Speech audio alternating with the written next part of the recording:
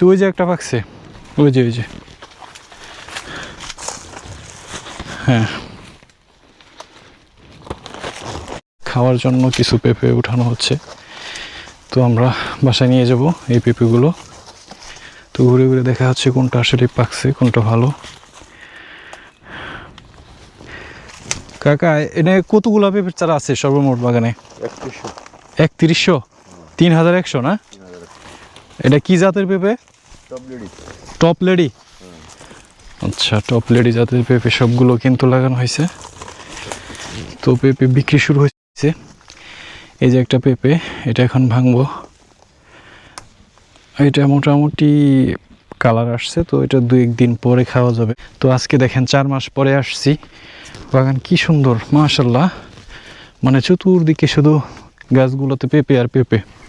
ফলন খুব ভালো হয়েছে 4 মাস পরে। এই আনারসগুলো কতদিন পরে আসবো? এটা 1 বছর। 1 বছর না? কতদিন বয়স হয়েছে চারার আনারসের? 5-6 মাস। আর এই পেঁপে কতদিন পরে আসলো?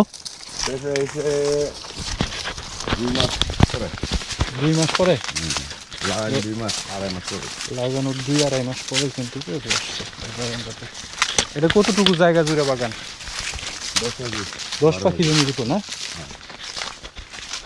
10 পাখি জমির উপরে বাগান করা হয়েছে। বন্ধুরা, এই বাগানটা 10 পাখি জমির উপরে এই বাগানটা গড়ে উঠেছে। তো এই বাগানটাতে আমরা যতদূর শুনতে পারলাম যে টোটাল 3100 পেঁপের চারা আছে। 3100 পেঁপের চারা লাগানো হয়েছে এই 10 পাখি জমিতে।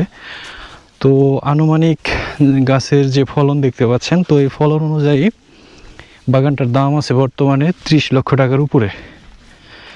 তো চিন্তা করেন আসলে কৃষিতে একটু কষ্ট করলে, একটু পরিশ্রম করলে টাকা উঠানো যায়। এই কৃষি ফসল করে কিন্তু আসলে আপনার লাভবান হওয়া সম্ভব। তো এই 10 বিঘা জমিতে 3100 পেঁপের চারা লাগানো হয়েছে। আজকে পেঁপের চারাগুলোর বয়স হচ্ছে 4 মাস। তো 4 মাস পরে কিন্তু মোটামুটি বাগানটা 30 লক্ষ টাকার মতো দাম হয়েছে। তো ভিডিওটা দেখতেই থাকুন। এরকম সুন্দর সুন্দর ভিডিও পেতে চ্যানেলটাকে সাবস্ক্রাইব করে পাশে থাকবেন। তো আজ এ পর্যন্তই, দেখা হবে আরেকদিন। আল্লাহ হাফেজ।